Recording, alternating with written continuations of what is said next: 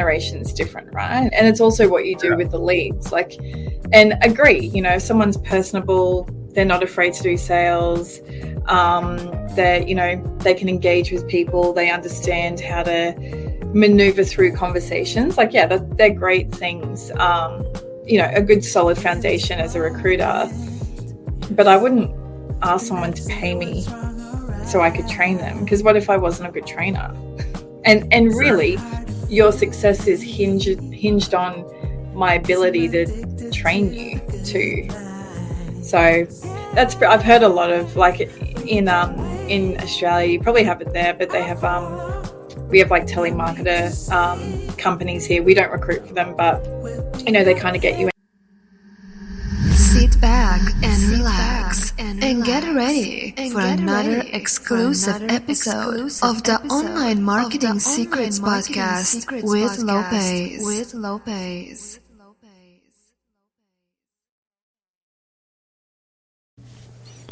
This episode is brought to you by the best AI software online called Goody. That's Goody. Goody will help you create all content for your blogs, websites, newsletters, articles, ads, and even pictures, LinkedIn posts, Twitter, you name it. All you got to do is go to lopezthesane.com/Goody. That's Goody. And the best part about Goody is absolutely free. That's right. It's free for the first 7 days. You can cancel at any time. Goody will help you create all your contents for your blogs and websites online. And it's 100% absolutely free, full access for the first 7 days. All you got to do, just go to my website. That's lopezthesane.com/Goody. That's Goody. Or just click the link in the show notes and get started today. Welcome to another episode of the Online Marketing Secrets Podcast. I'm your host, Lopez. So like and share this episode. And P.S. by the way, I would appreciate if you will leave me a 5-star review in iTunes or anywhere where you're listening to the show. And any topics, anybody you would like me to bring on, just hit me in the DMs on my Instagram, which you can find below, or you can just send me an email at support@kingofcashflowwebsites.com.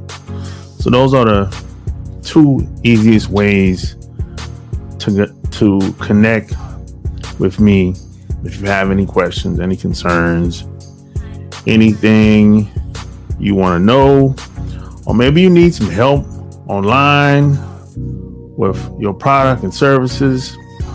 You might need help with leads. Or you might need help with some branding. I can help you with all that stuff. So either hit me in the DMs on Instagram, which you can find the link below, or send me an email at support@kingofcashflowwebsites.com. So with that being said, today I have another special guest. She's been a recruiter for 17 years. She's the CEO of Recruitcorp and CEO and founder of candidate and career consulting platform placeme.com.au. She's also the board member of ALTRU, an Australian charity supporting the community and raising awareness and support for those experiencing homelessness.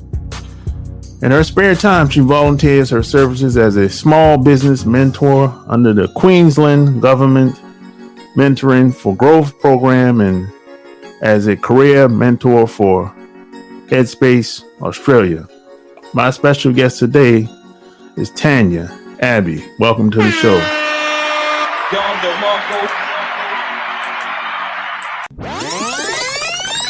So Where are you from? So I was born in Mackay, which is in Queensland, so it is country Queensland. And then my dad, he was in the RAF, so we moved every 3 years around Australia. But my dad is English-Irish and my mum is Spanish-Filipino. Oh, nice. Yeah, that's fire. great. You know? Yeah. So how do you become a recruiter? You know, because I've always been kind of interested from a distance out, because, you know, I've had recruiters call me over the past 10 years. So how do you become a recruiter? I've always thought about that. It's hard. Like, I was talking to a client this morning. He owns a recruitment agency, and I'm kind of one to understand that recruiters, we're all colleagues in the industry, so I'll still talk to other recruiters regardless. And we were talking about, you know, how to hire a good recruiter, you know, kind of get the ones that aren't transactional from a sales perspective. But for me, my brother, he's a clinical psychologist. I'm the youngest out of me and him. And I didn't really want to study. Like, I always wanted to just work. But I wanted to work, I guess, with people and also, you know, provide advice or be that positive impact. So me personally went into recruitment like 17 years ago. And had probably not the greatest experience. Like, I was talking about this last week with someone. So 17 years ago, you know, when you go for interviews, you wear a suit, you wear stockings. Queensland's very hot, but we still had to wear stockings for interview. And the whole lead into an interview, you know, you call your mum or your dad the night before, you might get a new outfit, you might do all these things. And my first interview, I went in and I sat there probably for about 30 minutes because the person was running late. And then they kind of put me through a series of interviews. There's about 4 interviews I ended up doing. And I remembered that experience. That's probably what kept me in recruitment, because I felt like I could do that or provide that experience better to other people that were looking for work. But for me, how I got in, I always liked sales, and I feel like you can align yourself to people regardless of the product you're selling. But recruitment's cool because you can experience every single job having never worked in it, right? So as a generalist, I recruit embryologists, CEOs, receptionists, engineers, so I get to see what each job is like, but I actually don't work in them. So for people wanting to get into recruitment, I think, you know, there are bigger agencies now that kind of just want you to come in, you know, interview people, pump out the resumes to unsuspecting clients or clients that they're working with. But I think now to get into recruitment, you really have to understand the impact of what a bad hire is in a company. You know, like, you would have seen that even like, you know, I love hiring people that come from like Navy, Army, RAF, like a Defence Force background, because there's like this element of brotherhood, you know. So it's pretty much the team is all in collectively working to, you know, the common goal. And that's not dissimilar to teams now in the workplace. But as a good recruiter, you have to understand the dynamics of the person you're interviewing, but also whether your client's ready for that as well. We're the brokers in between. It's quite difficult too, because people, you know, they can be perfect in interview and then something happens in their personal life that just impacts everything else. Yeah, so what's the difference between a temp agency and a recruiter? I know there's a difference, but what's the difference? I think in America it might be a little bit different. So temp basically means that if you were like, Tan, my receptionist is sick, I need someone to cover for 3 days, I would just find someone for you for 3 days. Whereas permanent recruitment is you're hiring a BDM for your business, they're going to be paid by you. So we go through a process of hiring someone permanently for you. You have people like that do executive search or executive recruitment. Really, it's just recruiting at a higher level. It's a more thorough process though. Oh, okay. Because I think over here, some temp agencies do both. Yeah, they do. Yeah, they're called dual desk recruiters. Yeah. So 'cause I used to think that recruiters were like the person in the middle between the job and the person that's looking for a job. And I used to think that the jobs didn't want to go through the interview process, and they didn't want to do any training if need be, and because I used to have more than one recruiter call me sometimes for the same job sometimes. Yeah, it still happens. And I think I hear of recruiters also, so our role is to our client, so the company is the one that pays us, but I've heard of recruiters also charging the candidate or the person looking for work as well to find work, which I'm kind of like, oh yeah, really shouldn't do that. And the thing is, with some companies will use a range, like maybe 5 or 6 recruiters to do their work, but they don't realize the impact of that. So if you get called by 3 different recruiters for the same company, part of you maybe goes, what's wrong with the company that they need so many recruiters to help them find someone? Or do they not have long-standing relationships with 1 or 2 recruiters, and how much do they really care about this role to recruit for it? So, but yeah, recruiters here, the US, UK, it's rife with the ones that are super transactional, that just kind of call, and sometimes they don't even have a job, they're just trying to get your resume. Like I realize that some of these people are just busy being busy. They don't really have, and there's no intent for them to really find anybody. Some of these recruiters, I picked up on that, because like when I got on the phone, the person I was talking to was basically trying to find a reason to disqualify me based on my resume. Yeah. And that's the thing, right? Like I find I've worked with a lot of recruiters that do that, but really, for me, the way that we recruit, we're pretty picky with who we work for and work with.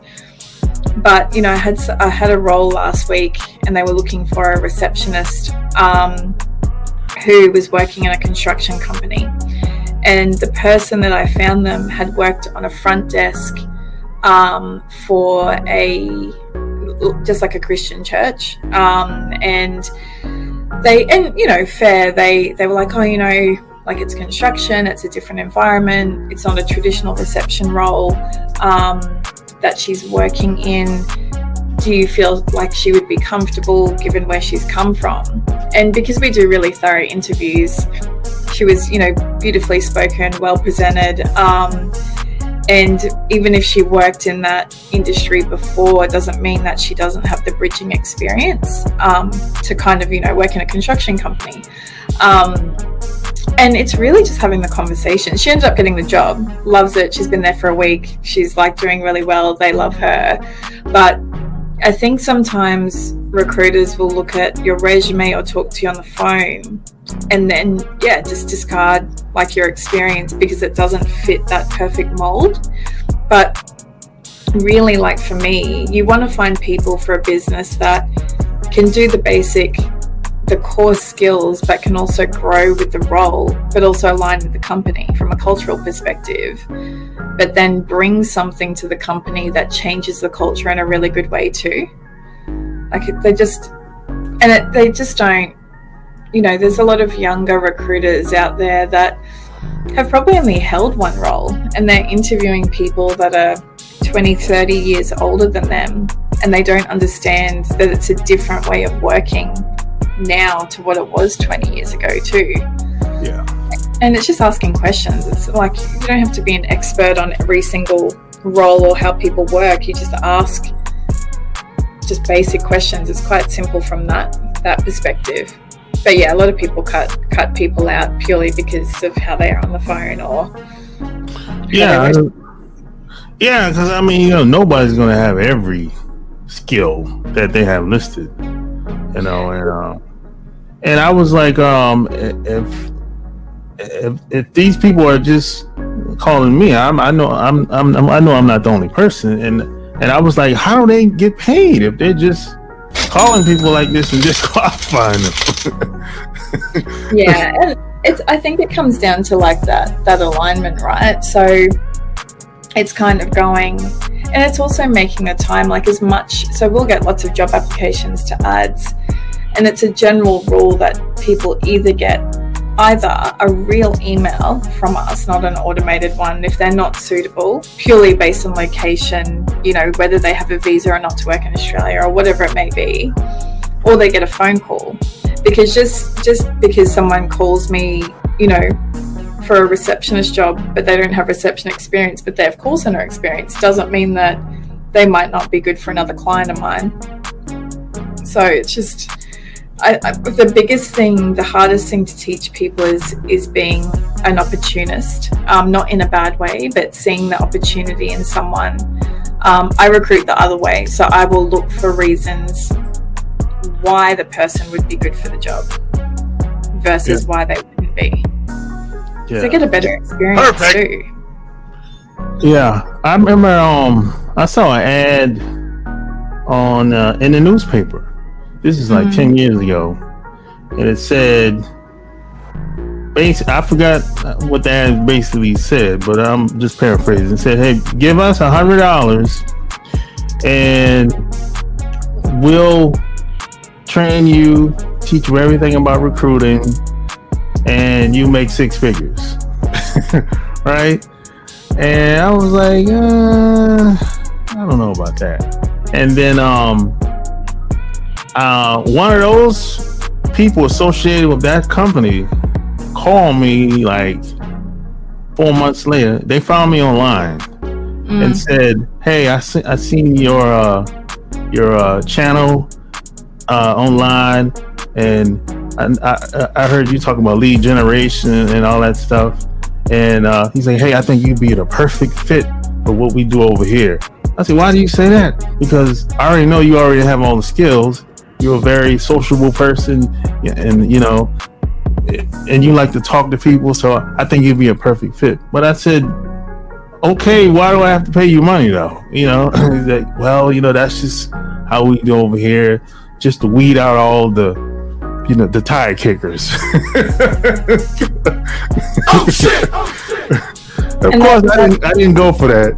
Yeah, and it's, I don't know, like I got asked last week, is transactional sales, what's the difference between transactional sales? Like lead generation is different, right? And it's also what you do with the leads. Like, and agree, if someone's personable, they're not afraid to do sales, they can engage with people, they understand how to maneuver through conversations. Like, yeah, they're great things. A good solid foundation as a recruiter, but I wouldn't ask someone to pay me so I could train them, because what if I wasn't a good trainer? And really, your success is hinged on my ability to train you too.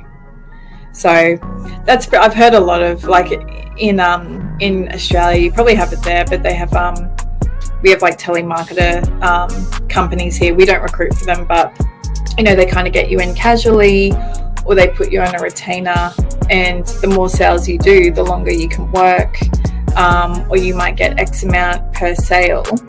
But they have really strict things in your contract that your commission can be withheld if you don't meet all these parameters.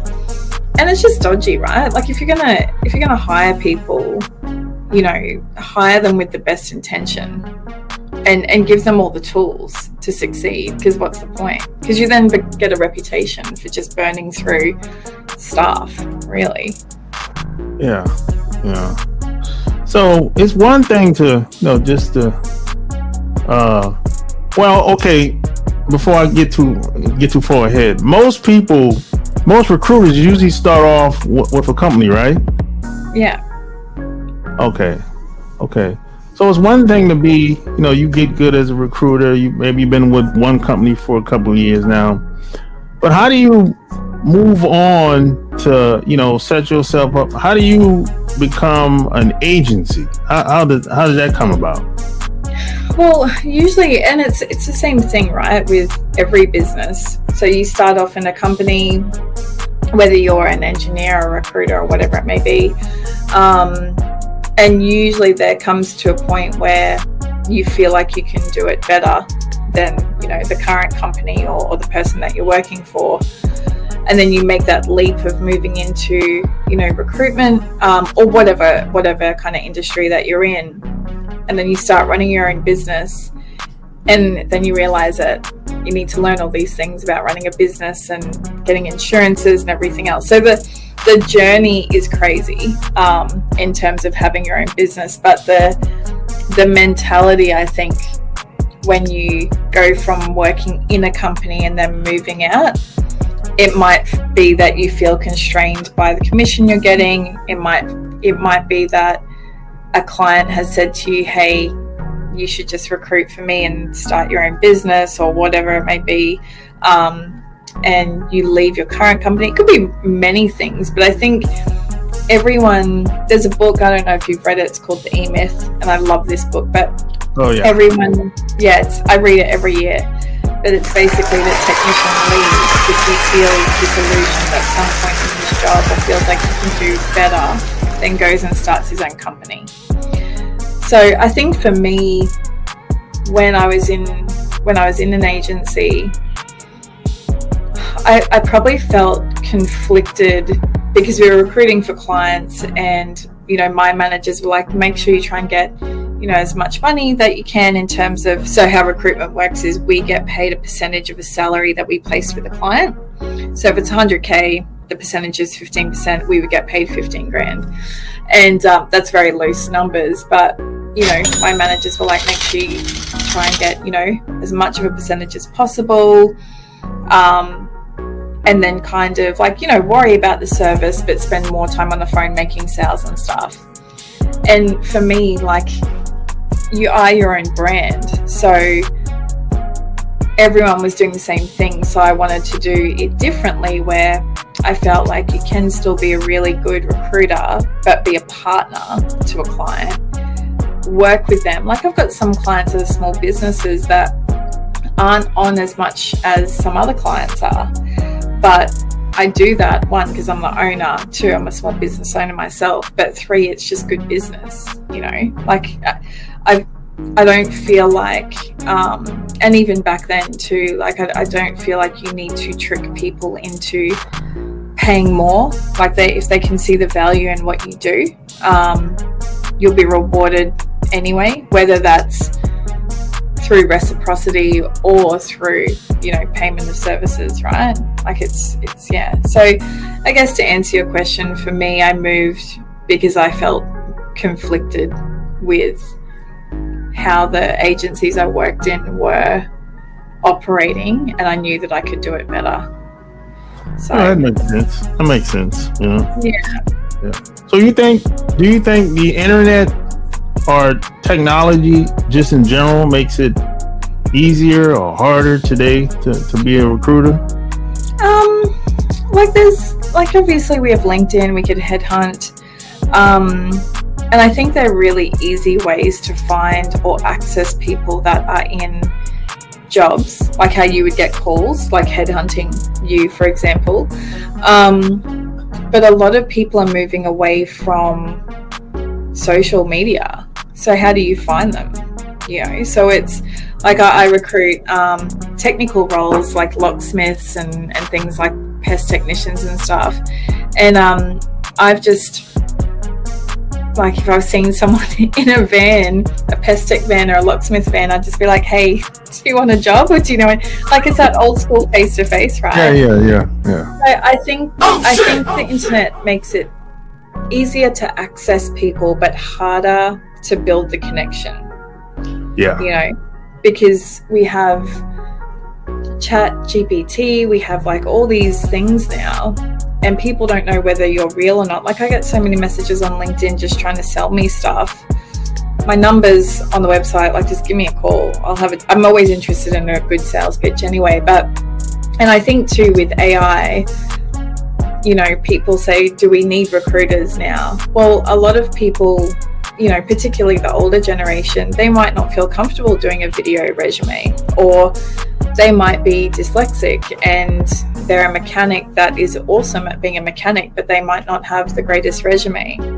So it's still, if we're hiring people with a point to find them a job that's going to impact how they support their family and their life, you still need that personal connection, that element. Like, so I guess it makes it hard and easier, but I think people are just getting really over the onslaught of social media and everything else. I agree, you know. So now that you brought the resume up, because I found a lot of stuff that people say about resumes and what the company's looking for. It's a bunch of crap. Because it's a bunch of crap. Because it really depends on who the recruiter is, who you. That's what it really comes down to at the end of the day. Of course you want a good resume. You want it to be presentable, but it doesn't have to be like perfect if that's even possible. Yeah, I think, you know, because I do career mentoring as well, so I think that the structure of a decent resume, like cover letters are good, but it depends on, again, the recruiter. Like, you might apply to a job and it might be the EA of the company that's looking at the resume, and she's been given a position description and she has to make sure you match to the position description.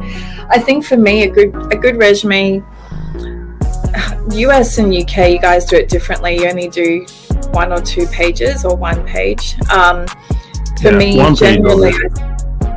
generally I say no more than 5, but that's for executives that have worked in the industries for like 40 years. Usually a summary at the top, a bit about you, what you're looking for. Most recent role starts first to the last role you've had, or the one that you want to put on there. Your skills and experience, so things like technical skills, you know, depending on what systems and stuff you've used. And I always say to people, you know, put in achievements as well. Like, you know, what if you were in sales, like, or if you were a general manager and you managed to take the company from X amount to X amount in 3 years. But for me, a lot of recruiters will do a Control F and then just try and find things like Microsoft Office or Salesforce or whatever in their resumes. But I think a resume should clearly outline your experience authentically. And if you were to apply for a role knowing that the person on the other side might not know what you've done, purely because they might not have been in the same role, or they're just not educated on what the role was, can you clearly explain that role to that person? So, you know, like someone has worked in sales for, I don't know, Dyson, and their job was to go and see clients and close sales. Imagine if, I don't know, anyone that wouldn't know what Dyson is, but, you know, you would say, as a sales representative, meeting with clients face to face and also calling them on the phone, discussing, you know, Dyson products across hair and vacuum. I don't know what it is, but it's really making sure that the person understands on the other side what it is that you do. And no one does this. Like, I say this to people all the time. After you've put your resume in, just call and just be like, hey Tan, I put my resume in. You know, would love to have a chat with you further. If not, would love to get some feedback on my resume or my LinkedIn profile, to find out if I could add or change anything. It's, you know, we talk to people every week that have worked with other recruiters, or they deal with hiring managers, and I think there's just a lot of information or a lot of curiosity that's missing when you're working with people. Like some of the best people that I've placed in roles had nothing on their resume, but I still called them because they deserve the call. And how am I supposed to know what they're going through at that point? Maybe they just quit and they put out an old resume by accident. I don't know, but I'm still going to call anyway. Yeah, I've learned a lot of the stuff when it comes to resumes and jobs through trial and error. And you have a lot of people that you have some HR reps that work for a lot of these companies. They'll say what they're looking for, and then you have some of these people. They started whole channels online where it's like every video is about what the resume is supposed to look like, what they're looking for, what are some good tips, and most of that stuff is crap. Oh shit! And and I've heard of recruiters that will say, hey, change your resume to what the job's wanting and tailor it to each job. Like if you lie on your resume and then you say, you've done certain things, like that's not a great way to start an interview if it's not true. Yeah. It's just companies you worked, like, skills from a technical perspective, a nice summary about you. Because if you've got your LinkedIn profile on there, they can click to your LinkedIn profile and it can be more detailed, right? The other thing that would be awesome is if people put on times they're available for a phone call, because we spend a lot of time calling applicants who have applied to jobs but they never answer their phone, and that's a lot of and if you think about it from our side, we'll just call the next person. So if you haven't answered your phone or you're not available, we are going to go to the next person because they're the one that answered their phone. So that is probably one good tip, putting down times you're available for a call, making sure your mobile number's on there as well, which is a good idea. They're probably the main ones. I always, I started getting my best results when I started getting my resume in the right hands of the people that made the decisions, because and those weren't my best resumes. It wasn't the best resumes. It was decent. It could have been better, but when I started to do that, that's when I started getting phone calls and interviews, but it took 5 years. And it's getting people that know what they're doing, right? Like I put some stuff on my Insta, like mainly it's like my kids or networking stuff, and every now and again I read a lot, so I'll put up books that I've read, and every now and again I'll chuck up resume tips. It hasn't been for a while, but things like, what is recruitment, what is it that we do, like things that you actually want to know, because a lot of people don't know what recruitment is or how we can help. And people putting up stuff about resume tips, like it's flooded, and it's their own opinion too, right? Like it's about what they think. Whereas when I'm talking to candidates, I'm like, if you're working with another recruiter, that's cool, but ask them how much experience they have as well. Like, how well do they know the client? Have they met the client that they're recruiting for? Do they understand the role? What was the reason for leaving? Like I say to candidates, you should interview the interviewer as well, because you're not just going there with your hands out asking for a job. You want to make sure they're going to look after you too. So it's just facilitating that. But you're right. You're so right. Getting your resume into the right hands, or at least being able to talk to the right people that can, one, make the decision, but two, are informed and probably have been in the industry for some time as well. Yeah. So do you do live events? Do you speak in front of large audiences in Australia? I did last year and the year before. It's probably it's quite busy, right? Because I run this company, and then I am a mentor for government for small business in Queensland, and then I mentor for Headspace, which is working with youth that are either going through How'd you get into that? The mentoring part? Well, government, it was about 4 years ago, and it just kind of, someone said that I should probably have a go at doing it. And then the mentoring for youth, it just, someone else suggested that I should do it too. And that, I think it's nice. Like, and youth now, they put in so much effort. Like, I'm working with someone at the moment, and she's been looking for a job for a year. She's got, a degree in molecular biology. She's got her master's, and she's just, we're working through strategies of how she can best put her, her work forward or her experience forward. But that age range of about, 20 to maybe 25, they're awesome in that they're actually taking a lot of time to think about how, their resume is presented or the questions that they answer. And they're beautiful too, because I'll do like interview prep with them.